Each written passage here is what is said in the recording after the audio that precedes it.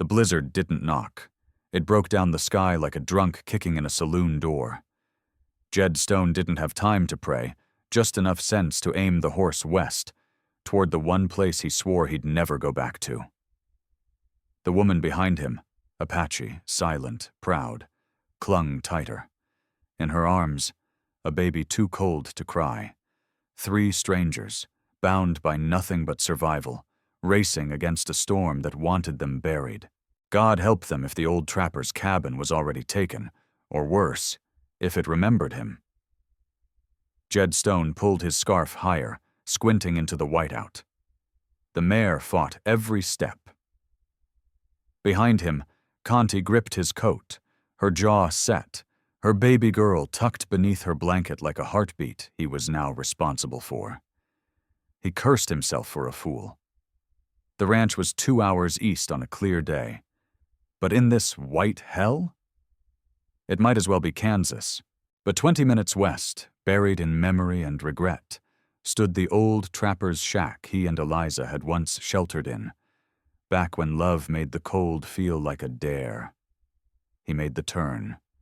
The cabin revealed itself like a ghost, half covered in drift, chimney barely standing. He dismounted, boots crunching ice, helped Conti down without a word. Her eyes flicked to the door, then to him. No fear, just readiness. She was Apache, after all. Jed kicked the door in. Inside, it stank of mold and rot. Cobwebs swayed like veils. Dirt floor, a pile of old pelts in the corner. But the fireplace still stood, stone and strong. "Get close to the wall," he said gruffly. Conti nodded, unwrapping the baby and turning her back to nurse in quiet privacy. Jed got the fire going fast, every movement tight with purpose. Flint, tinder, jerky from the saddlebag, melted snow in a dented tin. It wasn't much, but it pushed the cold back by inches. They ate in silence, her with the baby, him watching the fire. Conti's eyes fell on a worn, leather-bound Bible tucked in with his gear. The corner folded. Cover faded. "You read?" she asked softly. Jed poked the flames. "My wife did. Eliza, I just listened." She caught the past tense, said nothing more. "Out here, questions could open a man wide or get you cut off clean. You learned to listen instead." Jed studied her across the fire. She was young, but the kind of young the world had clawed at. Her hands were cracked, strong. The baby, Nala, was barely 6 months by the look of her. And Conti, she held her like a shield and a prayer in one. "Why'd you help me?" she asked, voice low. He stared into the flames. "Maybe 'cause I don't know you." She blinked. "That's why?" Jed's tone was rough. "Out here you can't rope a steer from the porch. Gotta get in the dirt." Conti almost smiled. Almost. He shifted closer to the fire, added another log. "What's your name?" "Conti." "Jed Stone." He nodded. "Don't need to know more till you're ready." That silence that followed wasn't empty. It was respect. It was space. And for Conti, that cracked something deep in her chest she thought had been sealed forever. Nala drifted off. Conti set her in a soft pile of fur and drew her shawl tighter. Jed stayed by the fire, arms over his knees, face flickering gold in the flames' dance. He pulled the Bible into his lap, thumb brushing the cover like a memory he wasn't ready to open. "Eliza," he muttered, voice just above a breath. "If you're listening, tell me I ain't wrong." The fire popped loud, like a shot in the silence. He took it as answer enough. They didn't talk anymore that night. No need. Conti curled around Nala. Jed sat sentinel, his shadow thrown long and warped across the wall. Outside, the blizzard screamed its judgment across the wilderness. But inside, just for this one night, there was warmth. There was breath. There was a thread, not of safety, but of possibility. And sometimes, in the wild, that was the most dangerous thing of all. If this story stirred something in you, don't let it fade with the snow. There's more ahead. Heartbreak, defiance, love, and a storm even colder than the one they just faced. So hitch your wagon, folks. Subscribe now and ride with us to the end of this trail. You won't want to miss what happens when the fire runs low and the heart gets tested. The storm broke by morning, but the cold stayed behind like an unwanted ghost. The world outside was glass, ice glinting on branches, snow stacked high on fence posts, air so sharp it cut the breath from your chest. Jed packed the mare slow and deliberate, his hands stiff in the chill.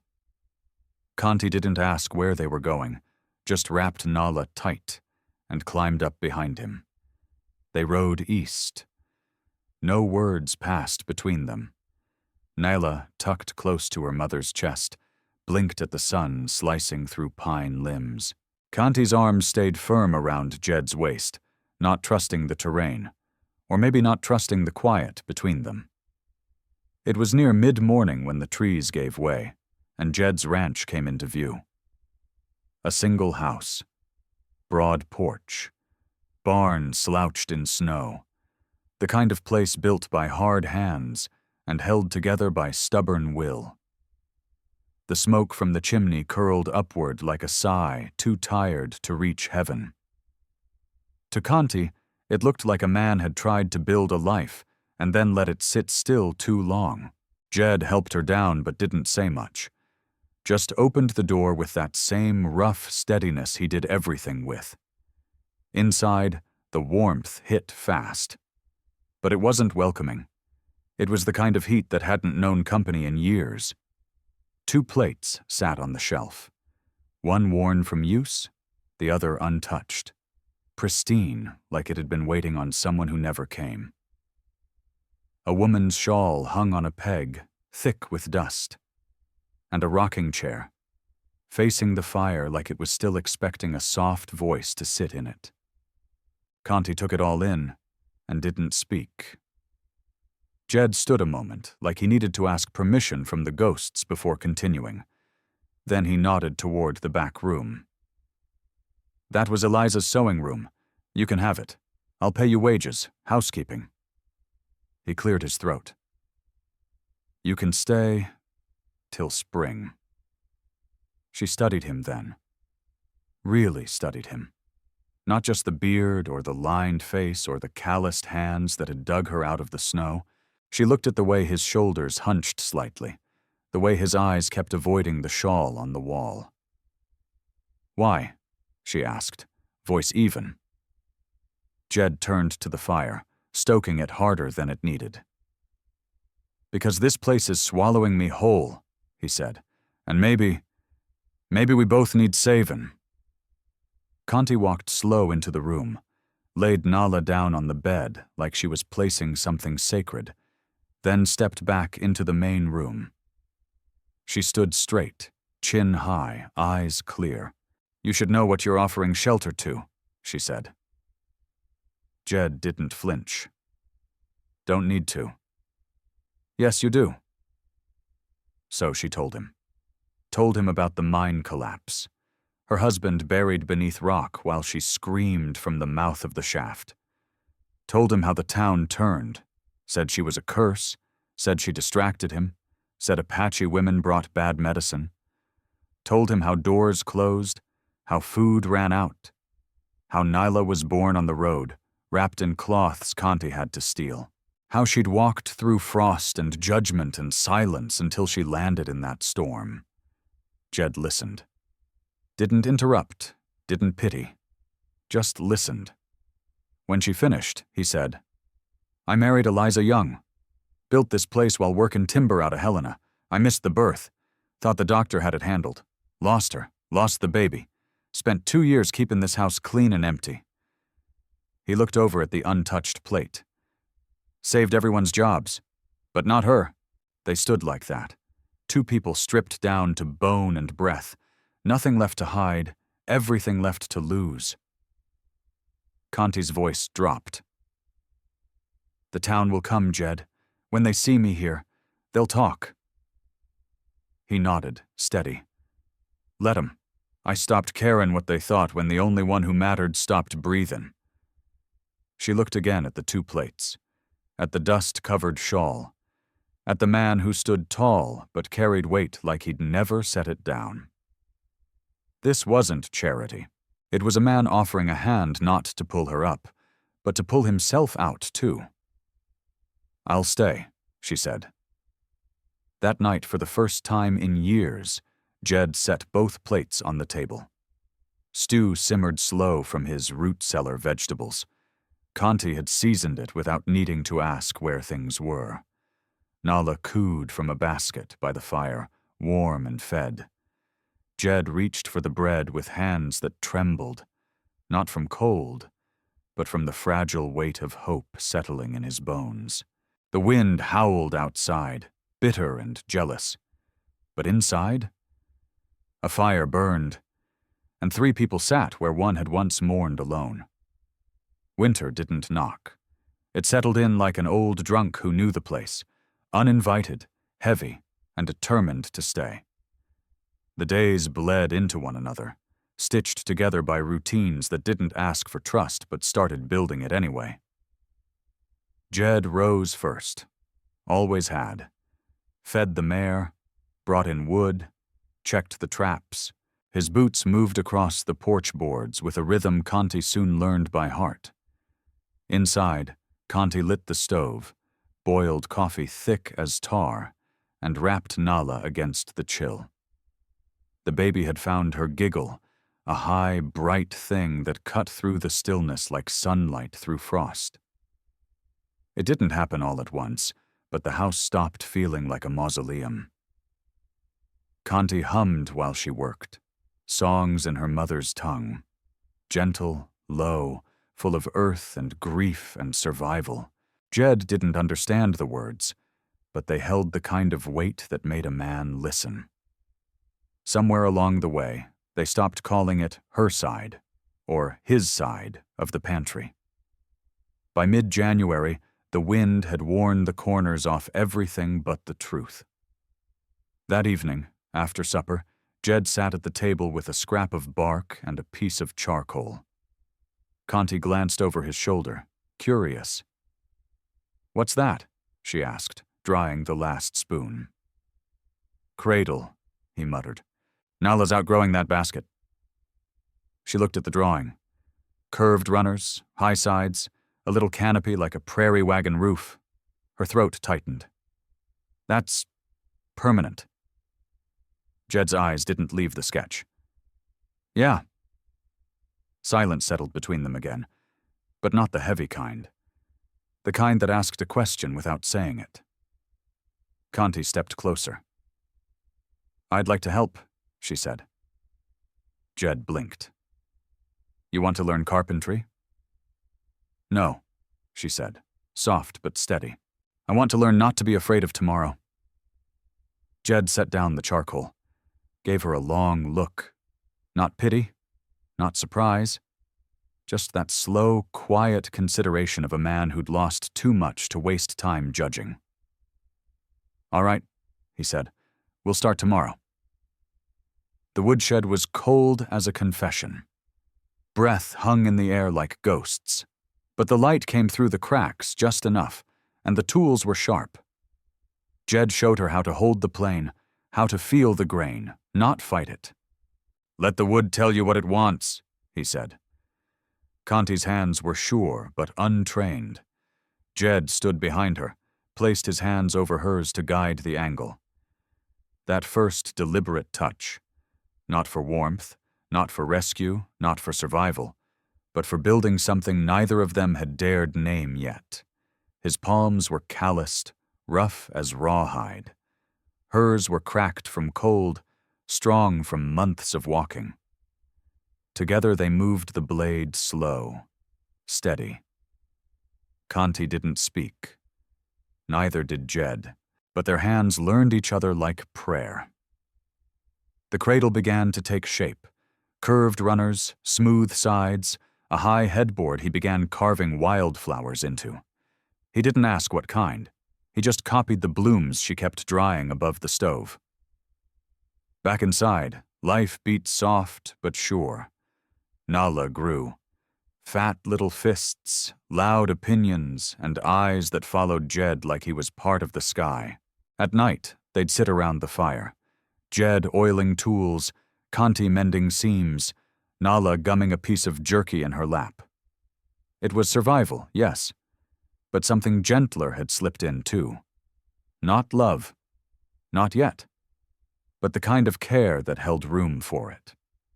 One night, Kanti caught Jed staring at the cradle sketch again, brow furrowed. "What are you thinking?" she asked, brushing flour off her apron. "That I don't deserve this," he admitted. "Any of it." She crossed the room, slow, deliberate, sat across from him. Her voice was calm, but the words were sharp as flint. "You brought us in from the storm. You share your food. You risk your silence for comfort. You deserve this." Jed met her eyes, tired and honest. "Don't feel like it." Kanti leaned forward.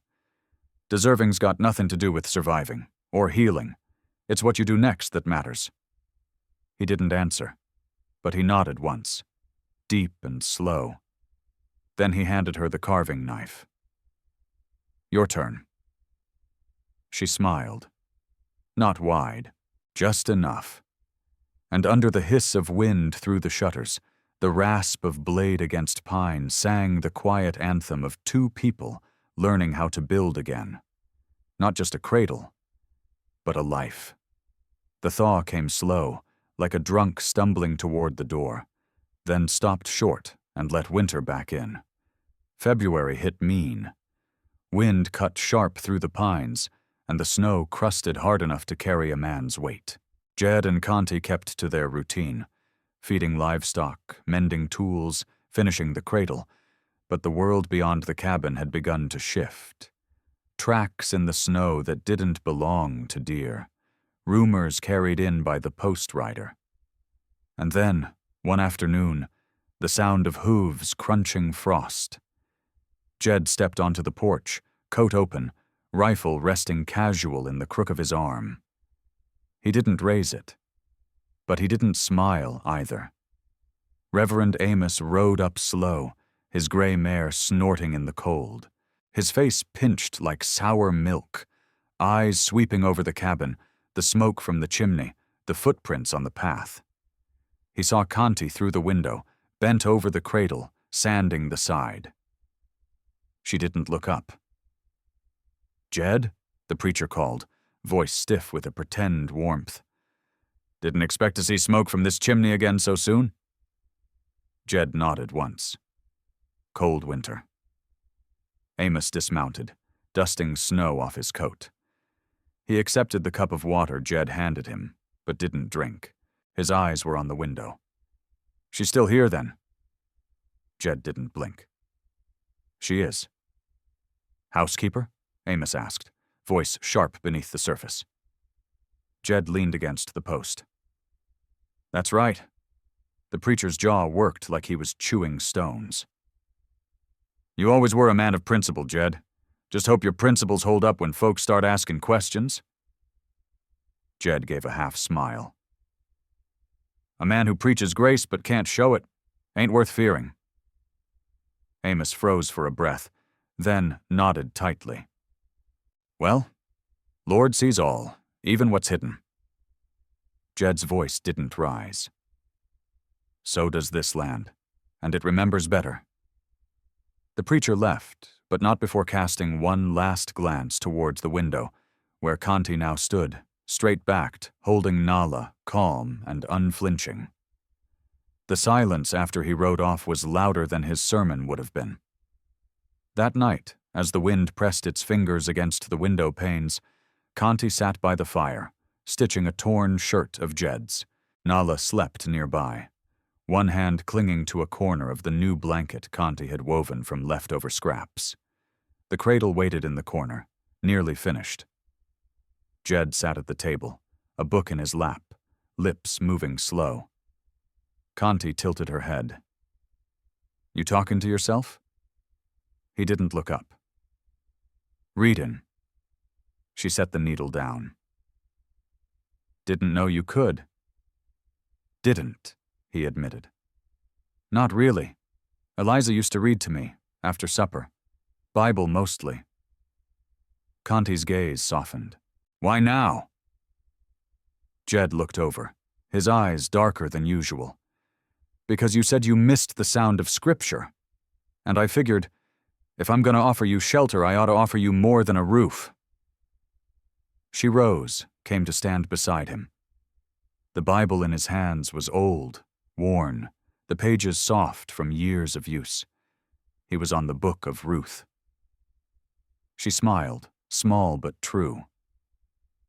"Good place to start." His voice was rough, halting over some of the words, but he read it anyway. "Where you go, I will go. Where you stay, I will stay." Conti listened, not just to the words, but to the effort, the devotion stitched between the syllables. Not duty, not guilt, just the slow, stubborn hope of a man rebuilding from splinters. After a while, Jed's voice faltered, and she reached out to take the book, finishing the verse with ease. Her voice low, melodic, shaped by memory and her mother's fireside stories. "You ain't readin' it for me," she said softly. "You're readin' it with me." Jed's throat worked. He nodded.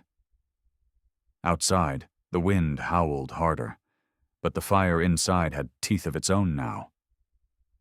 Conti leaned down and covered Jed's shoulders with Eliza's old shawl. It had once carried the scent of dust and silence. Now it smelled of herbs, of warmth, of bread baked that morning. It smelled like something new trying to grow in the ash of something old. She whispered, almost to herself, "He'll talk. Amos."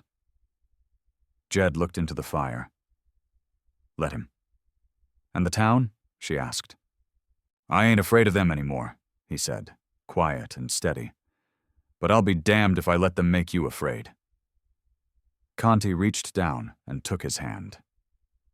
Outside, the preacher rode back toward town with cold fingers and a heart full of judgment.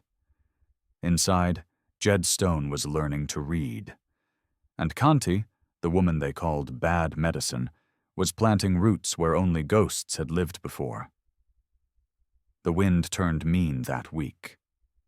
It came screaming down from the mountains, cutting through seams and boards like it wanted to test every man's workmanship. Jed Stone thought he'd built his cabin tight enough to keep hell itself out.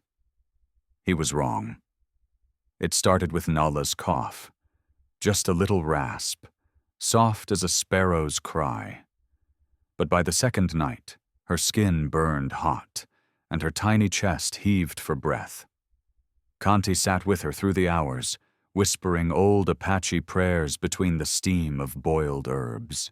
She laid cool cloths across the baby's forehead, rocked her, sang until her own throat cracked. But by dawn, Nala's fever had grown mean, wild and red and merciless. Jed stood at the doorway, hat in his hands, looking like a man already half broken. "How long?" he asked. "Since midnight," Conti said, voice shaking. "It's getting worse." He looked toward the frost-white window, then back at her. "The doctor's got fever medicine." Conti's eyes darted to the storm clawing outside. "It's 20 below, Jed. The roads are buried." He pulled on his gloves anyway. "Then I'll ride faster." She rose, blocking his way. "You'll die out there." He met her gaze. "And if I don't go, she will." There was no argument left. He kissed Nala's forehead once, barely a brush, and nodded toward Conti. "Keep her warm. Don't lose hope."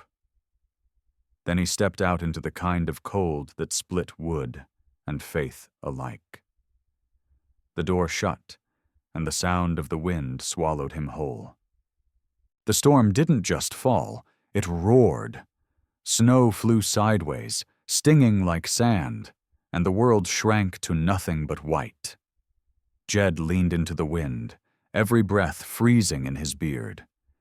He couldn't see the trail, but he could feel it in his bones. He'd taken this path 100 times before, but never with death chasing him so close behind. Every hoofbeat sounded like a prayer, every mile a battle. He kept talking to the mare, voice raw. "Just a little further, girl, just a little more." Hours later, lights from town glimmered faint and far. He didn't stop, didn't rest. He hitched the mare outside the doctor's place, half froze, half dead, and near blind. The old doctor blinked when he saw him. "Jed Stone, you're out of your damn mind." Jed's voice came through his teeth. "You got fever medicine?" The doctor rummaged through his cabinet, pulling out a small brown bottle. 2 drops every 4 hours. Any more could kill her." Jed nodded, shoved the bottle in his coat, and turned for the door. "You ride back in that?" the doctor barked. Jed looked out the window where snow swirled thick as smoke. "Don't have a choice." Then he was gone again, swallowed by the storm. Conti never sat down. Not once.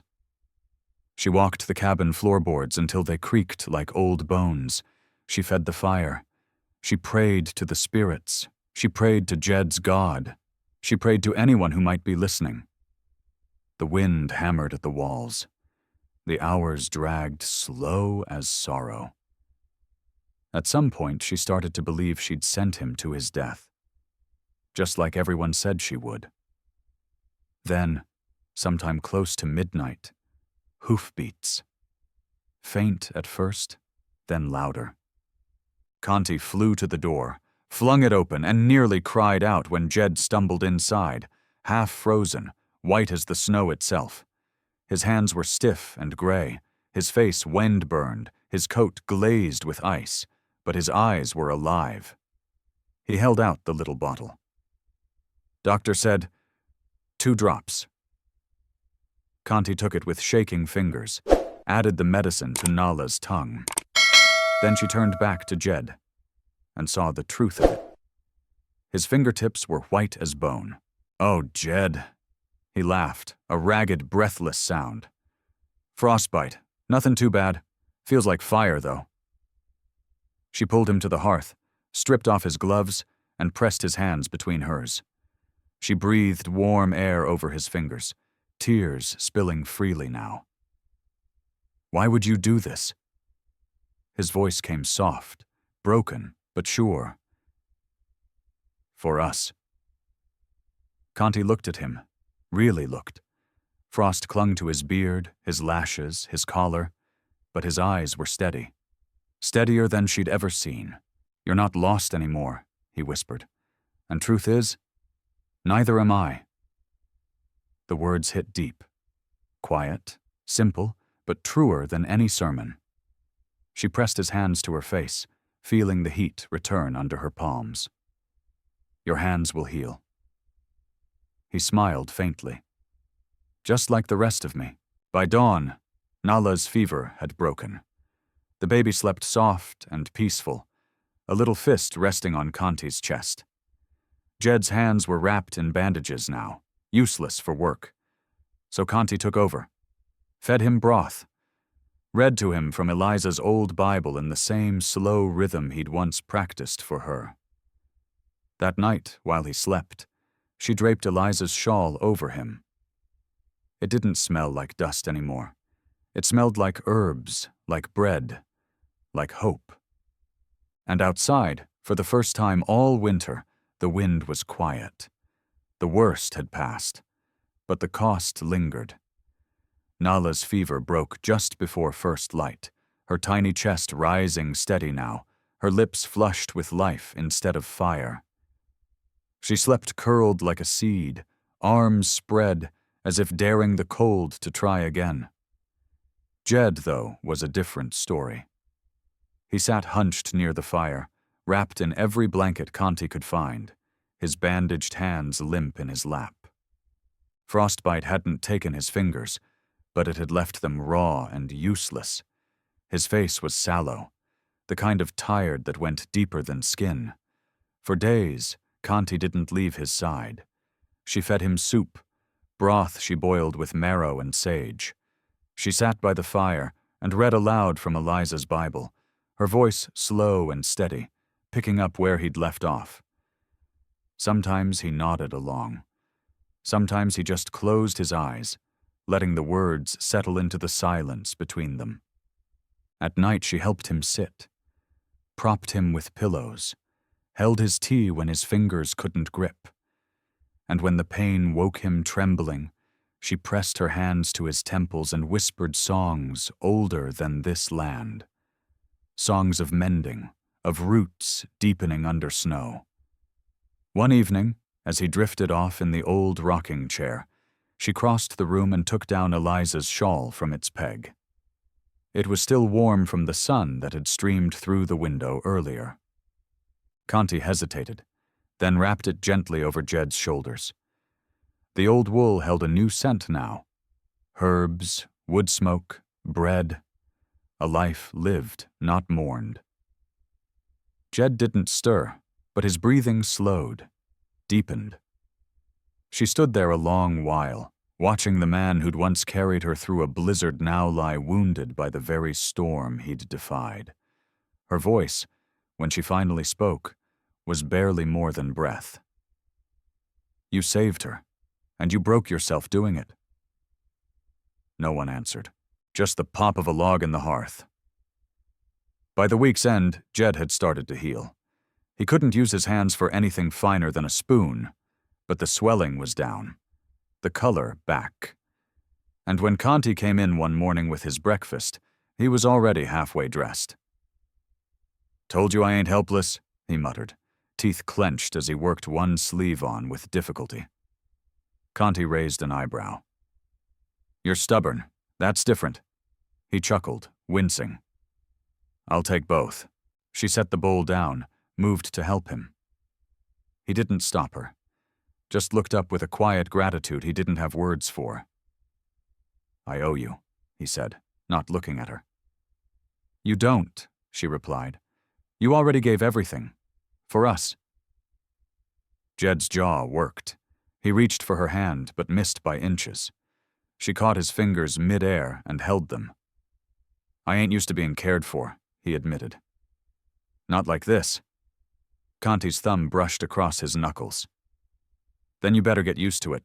They stayed like that for a long moment, fire crackling beside them, the cradle half built in the woodshed, the weight of winter still pressing against the cabin walls. But inside, something had changed. Not just survival now, something else, something steadier. That night, Conti sang again. Not for Nala, but for Jed. A quiet lullaby in her native tongue. Her mother had sung it for her after her father died. The words meant, "I see you. You're still here. That's enough for today." Jed didn't ask for a translation. He just listened, and in the hush that followed he whispered, "Eliza would have liked your songs." Conti nodded. "And your Bible verses." A small smile tugged at his lips. "Even when I butcher 'em?" "Especially then." They both laughed, tired, worn out, alive. Later that night, while Jed slept sound in the rocker, Conti stepped outside for the first time in days. The moon hung low and orange, brushing the snow in pale gold. The world was still, like even the land was catching its breath. She looked up toward the pines, toward the stars, whispered thanks to whoever or whatever had listened. When she stepped back inside, she paused. 2 plates sat on the table. One had always been Eliza's, pristine, untouched. The other, worn from use, scraped by spoons and forks and life. Conti walked over and set a third beside them. For the first time, it felt right. Not because something was being replaced, but because something was being added. March came with the sound of dripping eaves and thawing earth. The snow, once thick enough to bury regrets, began to pull back its cover, revealing wagon ruts, broken tools, and the bones of things winter had tried to forget. Inside the cabin, something different had taken root. Nala laughed louder now. She pulled herself up on the edge of the unfinished cradle, babbling nonsense like she was telling secrets to the wood. Conti had started drying herbs again, stringing them high above the stove. Jed could manage a fork with effort. His hands were healing, slow but sure, and so was he. But good things don't stay quiet long on the frontier. They came at midday, 5 men on horseback. Their silhouettes cut long shadows across the slushy yard, boots dripping, expressions drawn tight like well-worn rope. Conti saw them first, through the window, drying her hands on her skirt. "Jed," she said, steady, but her voice carried the weight of every goodbye she'd ever been forced to say. "They're here." He came from the woodshed, wiping sawdust from his coat. When he saw who waited at the fence line, his jaw locked tight. Sheriff Wade tipped his hat. Behind him sat Reverend Amos, still wrapped in his Sunday black despite the mud, and Owen Finch, the banker who'd tried for 2 years to get Jed's timberland for pennies. 2 more men flanked them. Storekeepers, maybe. Familiar. Watchers. Judgment, all of them, dressed up like concern. Jed stepped out onto the porch. "Stone," Finch called, too casual to be polite. "We've heard talk, not just from the preacher." Jed crossed his arms, boots braced firm on the top step. "Then spit it out, Finch." Reverend Amos cleared his throat. "We're here as friends, Jed. This isn't about shame. It's about reputation. Yours. Hers." Jed didn't answer. Finch smiled like a man about to sign a deed. "You've got a woman living here, unwed, with a child. That sort of thing. Folks notice. There's talk already." Conti appeared at the door, but didn't come out. She stood behind the screen, straight as a spear. Nala clung to her hip, quiet now, sensing the change in the air. Reverend Amos gestured like he was offering mercy. "We're not asking for blood, just propriety. Marry her, Stone, or send her away." Jed felt the words hit like buckshot. Not for their content, he'd heard worse, but for the echoes they carried. He saw Eliza again, just for a blink, lying still, pale as linen, while voices outside whispered that she'd never belonged on a ranch, that he'd been selfish to bring her this far west, that grief made men foolish, that shame made them weak. He opened his mouth to speak, but nothing came. His throat went dry. His hands, still raw and wrapped, twitched at his sides. Conti watched him from the doorway, and in that one heartbeat, she saw it all, the hesitation, the fear, the folding. Her Apache pride rose like armor. She stepped forward, quiet as a shadow, eyes locked on Jed. "I'll leave." His head jerked toward her. "Conti." "I won't be your burden," she said simply. Not cold, not angry, just done. "I've packed before," she added. "I can do it again." Finch nodded with smug approval. "A wise choice, ma'am." Conti didn't even glance at him. Her eyes were on Jed. Not pleading, not accusing, just measuring the man who'd once carried her through a white hell and now stood mute on his own porch. She turned, went inside. The men waited in silence. Jed didn't move. His feet rooted to the step like the frost had returned and frozen him in place. Conti came out moments later, bundle in one hand, Nala wrapped tight in the other. She didn't look at Jed, just walked down the steps, past the men, toward the open trail, her boots sinking slightly in the wet spring earth. She didn't cry, didn't tremble, but the warmth went with her. Sheriff Wade shifted uncomfortably. "You'll thank us later, Jed. We're just trying to keep order." Jed said nothing, because he knew they weren't wrong. Not entirely, but they sure as hell weren't right either. And as Conti disappeared down the trail, her figure growing smaller with every step, Jed realized something colder than frostbite had settled in his chest. He hadn't lost her. He'd let her walk. Jed Stone didn't sleep that night. Not a wink. The cabin sat too quiet, the fire too tame. The shadows on the walls didn't flicker. They just leaned. Heavy. Still. He sat at the table, staring at 3 plates. The one Eliza used, untouched. The one he ate off daily. And the one Conti had added, not even a week ago. Now empty. He looked at the cradle in the corner, half finished. Nala had tugged at the legs while he shaped the headboard. Left a little handprint in the sawdust. He hadn't swept it up. And now she was gone too. The shawl hung on its peg, but it no longer smelled like dust or ghosts. It still held Conti's scent. That strange, familiar blend of sage, smoke, and something soft. Something alive. Jed reached for it, fingers trembling. He didn't pull it down. His hand fell to the table instead. And that's where he saw it.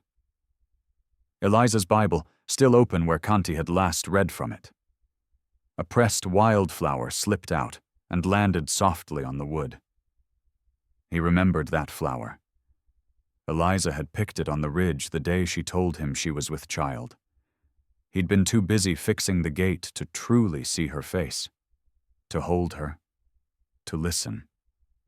He'd found that flower after she died. Tucked it in the book like a promise he never got the chance to keep.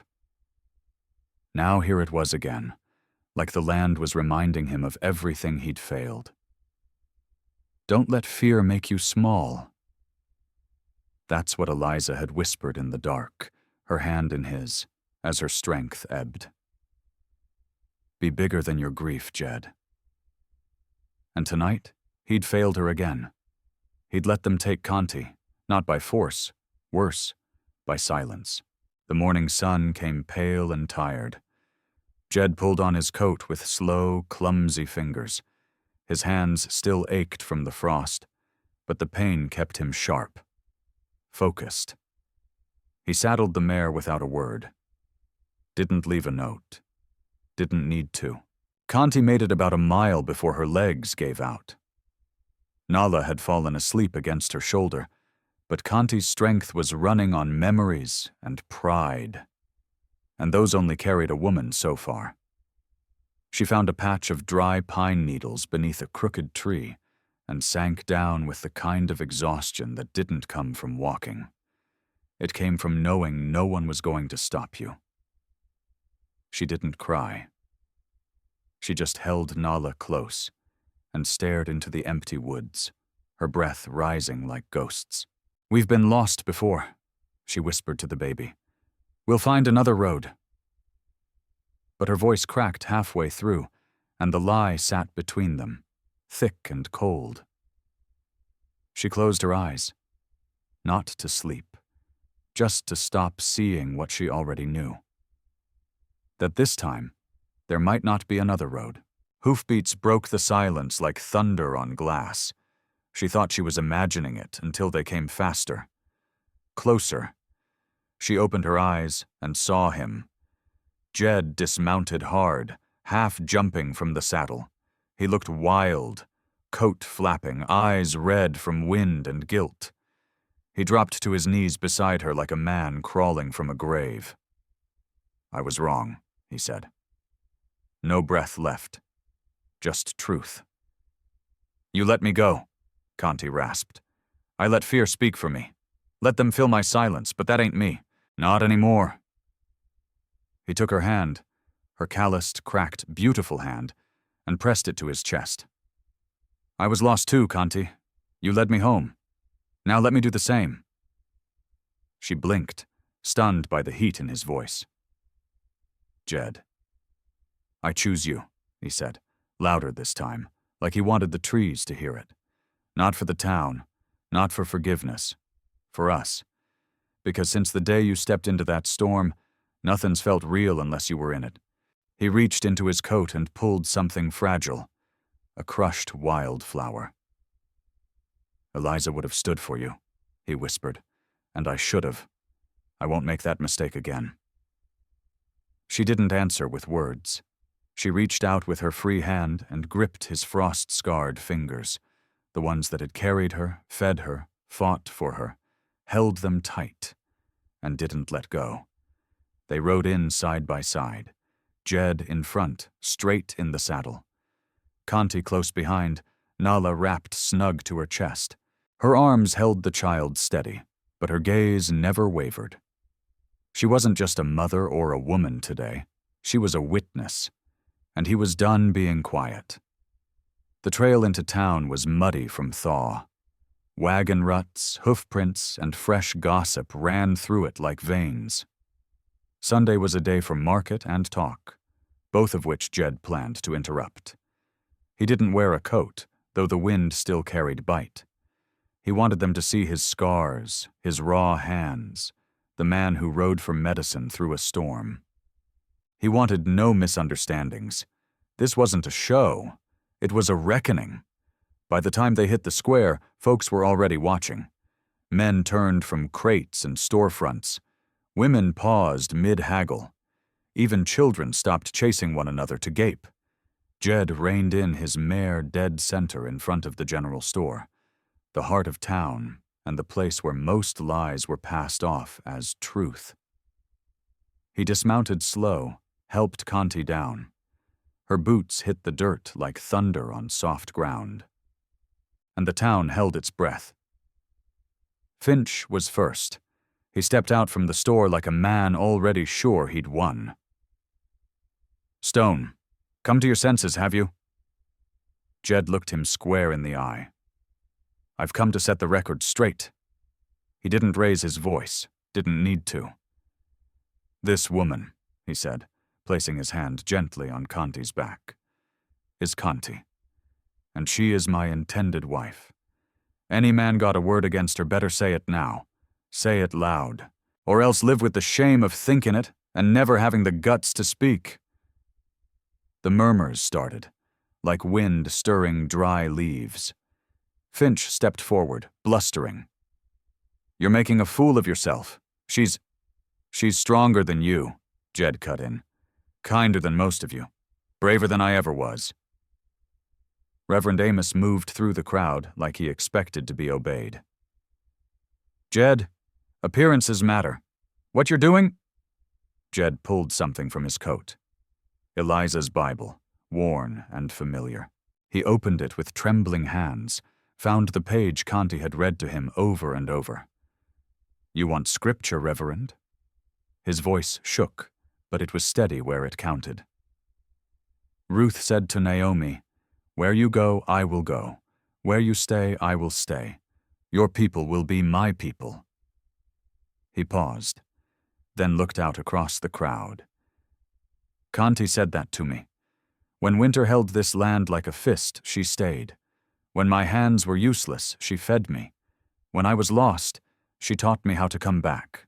He turned back to her, eyes damp now. "I'm just saying it back."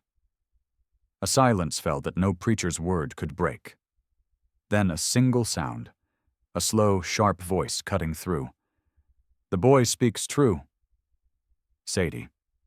Widow, sharp-tongued, and unafraid of any man born. She stepped forward, cane in hand, eyes flinty. "Which of us ain't needed grace? Who among us ain't stumbled?" She walked right up to Conti and placed a hand on her shoulder. "I see strength. I see love. And I see a man finally growing into the kind his wife would have been proud of." Others shifted. Uncomfortable, unsure. But then Sheriff Wade removed his hat. A young mother offered Conti a jar of apple preserves. An old rancher grunted and muttered, "Your Eliza would be proud, son. before walking off. And Finch, Owen Finch, found himself alone. His power wilted like a weed pulled from rich earth. His mouth opened, but nothing came. He mounted his horse and rode off without a word. Reverend Amos looked down, voice low. "I spoke too quick. Forgive me." Jed held his stare, then nodded once. "Judge softer next time. A man ain't measured by who he casts out, but by who he stands beside when it counts." The town didn't cheer, didn't clap. They simply nodded. Murmurs became conversations. People shifted toward acceptance, not from force, but from truth too loud to ignore. Jed lifted Conti back onto the mare. He climbed up behind her, arm wrapped around her waist. As they rode out, Sadie started clapping. Slow, steady, others followed.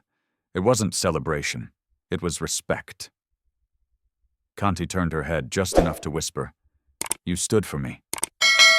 Jed's hand tightened around hers. "No, Conti, I stood for us." Spring didn't announce itself with fanfare.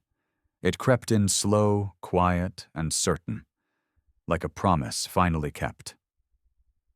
The snow retreated from the edges first. Patches of stubborn green pushed through the frost-bitten earth. Sap ran in the pines again, and birds returned to the sky like they never left it. At Jed's cabin, the changes weren't loud, but they were many. The woodpile was stacked high and neat. The porch, once warped and gray, had been mended plank by plank. New curtains hung in the windows, Conti's handiwork, stitched with steady fingers. The cradle sat in the corner, no longer a plan or a hope, but a memory. Nala had outgrown it. Now she toddled through the room with bare feet, and a giggle that melted even the roughest hour. And in the back, where Eliza's old sewing room used to be, a new room had been built. By both of them. Together. Jed's hand still ached now and again, stiff on cold mornings. But they worked. They carved. They lifted. They held.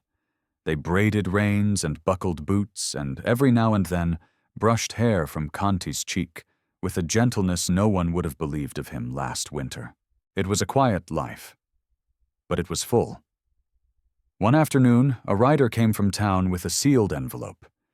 Jed opened it at the table, brow furrowed. Conti leaned over his shoulder. Inside was an official-looking notice. Nala's name was on it, so was Conti's. He read it once, then again. "It's from the territorial office," he said slowly. "It says you've been cleared, officially. The charges, the whispers, all gone. They printed it, signed it." Conti took the paper gently, read the words. Her face was unreadable. Then she folded it in half, set it inside the wooden box on the mantel, and closed the lid. Jed raised an eyebrow. "You ain't gonna keep it out?" She smiled faintly. "That paper don't tell me who I am." He nodded. Said nothing more. That evening they planted wildflowers along the edge of the porch. Conti's favorites, and Eliza's too. Their roots tangled below the soil, unseen but strong. When the wind moved through them, the colors swayed together, not in competition but in rhythm. The wedding was small. No announcement in the paper. Just Sadie, the sheriff, the doctor, and a handful of folks who had watched the whole thing unfold from the edges. Reverend Amos said the words this time without condescension. Humbled, human. His voice softer than Jed remembered. Conti wore no white. She wore her mother's beads, her daughter in her arms, and a look in her eye that made Jed feel steadier than any sermon. His vows were plain, honest. "You asked me once why I helped you," he said. "Truth is, you helped me. You helped me remember what home feels like, what it means, and I ain't about to forget again." Conti's voice didn't waver. "You gave me a road when I had none, showed me that being lost isn't the end. Sometimes, it's just the beginning." I'll walk with you till there are no more roads left. Afterward, they didn't ride off anywhere. They just went home. To the porch, to the breeze, to Nala asleep in her cradle. Too big for it, legs hanging over the edge now. Evening came soft. No storms, no whispers, just quiet. Jed sat in the rocking chair he'd built from leftover pine. Conti beside him in another, hers carved with the same wildflower patterns. Inside the cabin, 2 plates waited, both worn from use. Eliza's shawl still hung on its peg. But it smelled different now, of wood smoke, fresh bread, and thyme. Nala played in the grass, chasing the first butterfly of the season. Conti reached for Jed's hand, their fingers interlocked. He looked at her, eyes warm. "You know the way home now?" he asked. She smiled. "I'm already there." They rocked side by side as the sun dipped behind the hills. No music, no speech, just the sound of wind in the trees. And somewhere deep in the soil beneath them, roots held fast. The end. Some stories ride out with gunfire and galloping hooves. Others settle in, like spring after a hard winter. Quiet, steady, real. So tell me, stranger, what does home look like to you?